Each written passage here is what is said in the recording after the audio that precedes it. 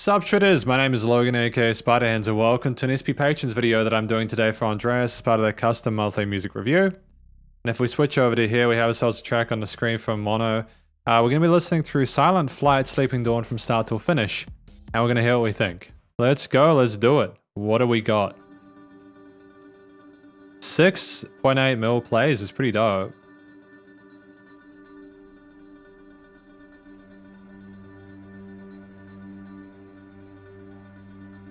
Is that an orchestra? Like an octave harmony between them? Some strings with woodwinds?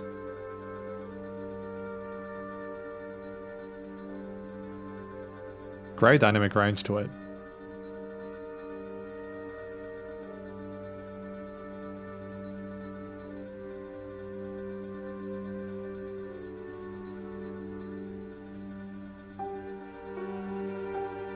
Fantastic inclusion of piano here.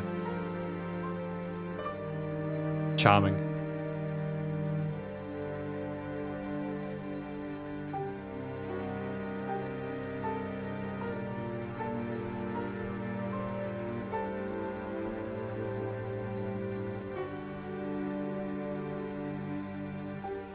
The theme is very sad sounding with those legato strings. Whole note strings,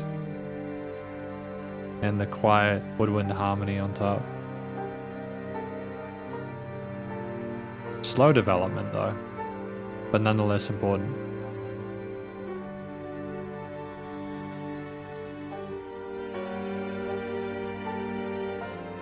Exploring the upper range a little bit more, making it sound a little more grandiose.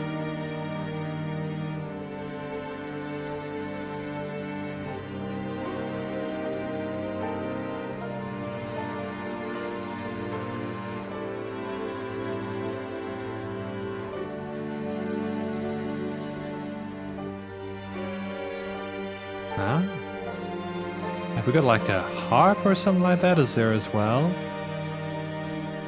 Emphasizing the quarter note routine?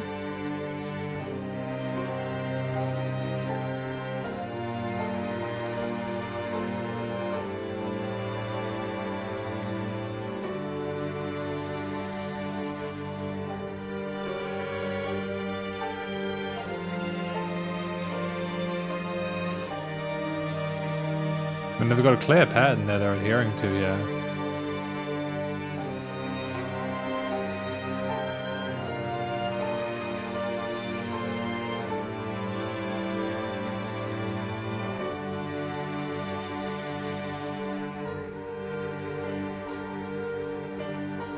I'm wondering if we'll sort of separate ourselves from this motif and go further or not. I know things are changing now a little bit.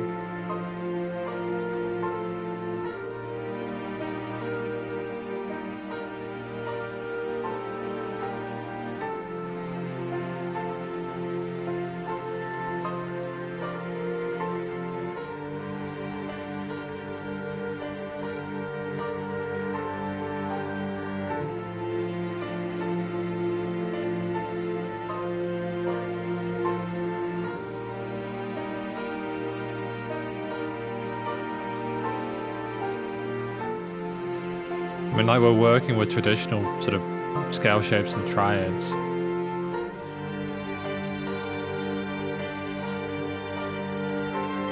I'm wondering what the purpose of this is.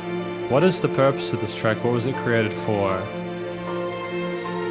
Hymn to the Immortal Wind Anniversary Edition.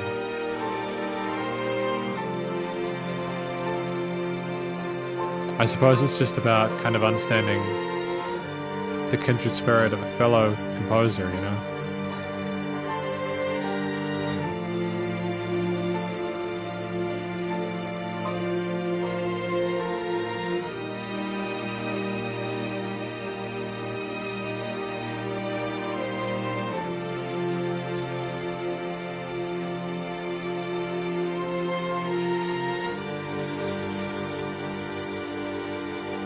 Wonderful though, truly. I don't really have a lot else to say about it, really. I always feel a little bit awkward in these situations because, like, you know, as someone who like tries to listen to these tracks in real time, it's like, what can I possibly add that's not already been provided by the music? And plus side, it means I don't have to pause it every 10 seconds.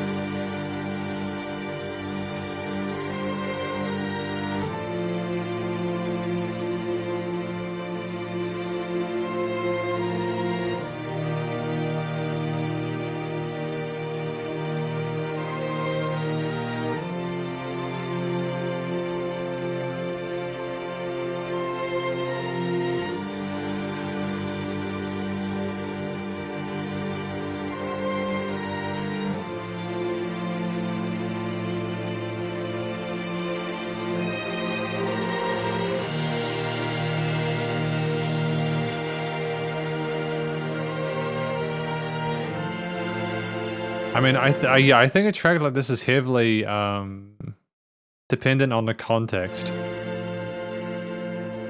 What was this music put behind? What can it be added to in order to give it more sort of like, oh.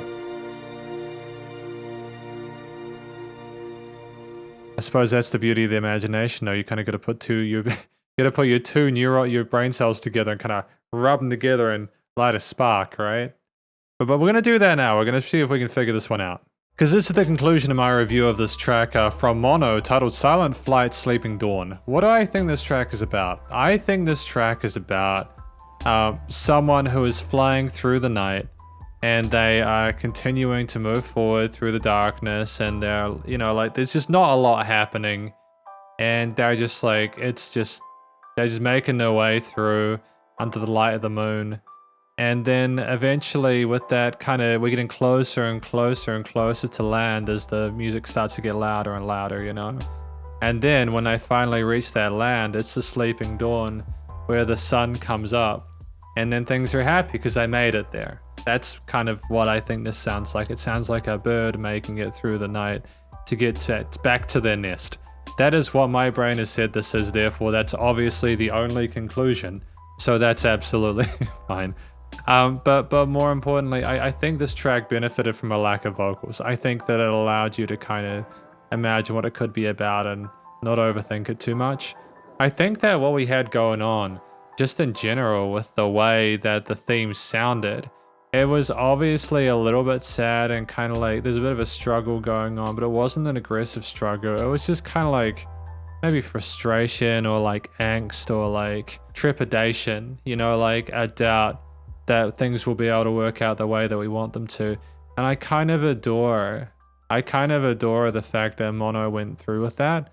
I like the fact that we had that 5.5 minutes, because it's a long track, that 5.5 minutes of that uncertainty there, no matter how much we added in that high range, no matter what we did to kind of fluctuate smoothly or slowly between those different sort of chord progressions, but the very kind of minimal variation of the melodies within there. I like the fact we built this tapestry up, not giving resolution to the listener until they got to the end where things could resolve and peacefully and you could kind of put 2 and 2 together.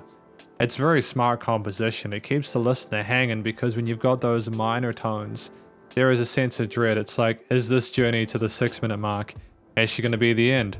And the combination of woodwinds and sort of flute parts and strings and stuff like that was wonderful. It might not have been a flute. It could have been like an oboe. It wouldn't have been an oboe, like a flute. I'm pretty sure it was a flute. I'm putting money on the fact that I think it was a flute or something like that. It wasn't sharp. It was too sharp to be a clarinet or something like that. But it could, yeah. But anyways, moving on. I think that the motif itself with the 4 chords and the slight variation in the harmonic tapestry and development throughout was great. Structurally, it was fantastic. There was no filler, and the resolution at the end was wonderful. The recording, mixing, mastering, the studio production was sensational. I think that there was a phenomenal amount of dynamic range to kind of work with the gradual increase in the loudness of it over time. I think that's testament to the skill of the people performing this track, that there was not a note out of place and they managed to keep that slow rise, slow throughout without things kind of becoming diminishing or becoming overwhelming. I think that what we had going on with all that good stuff, all that goodness, with these things on the side of the stereo field, like things being recorded and panned widely, no weird resonant frequencies in the frequency spectrum, the leveling of the instruments in the mix relative to each other, with the understanding there was tremendous dynamic range, was still absolutely golden. Lovely filtering, EQing it, the various string and brass, string parts and woodwind parts. And honestly, like, we weren't missing a single thing. It was a vibe and atmosphere throughout, an ambience that I really appreciated. I'm glad to have the opportunity to review it. So, you know, thank you very much for watching this track that was nice and low without pumping despite the dynamic range. Hopefully you enjoyed it. If you did, please go check out Mono via the various social medias and the Spotify page, and stay cool and stay safe. And please remember to support your local musicians and artists at this point in time, as they help more than ever with all the crazy stuff going on in the world. And I will catch you in the next SP Patrons video. Spiderhands out.